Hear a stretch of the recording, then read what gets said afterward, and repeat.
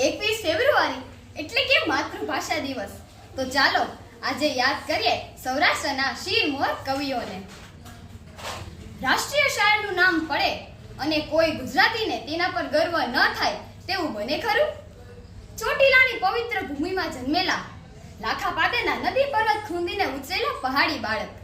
ચારણ કન્યા, ચારણ કન્યા, ચારણ કન્યા, ચારણ કન્યા, 14 વર્ષની ચારણ કન્યા, ચુંદડિયાળી ચારણ કન્યા, શ્વેત બાળી ભોળી ચારણ કન્યા, લાલની ગોળી ચારણ કન્યા, જગદંબાસી ચારણ કન્યા, જગદંબાસી ચારણ કન્યા.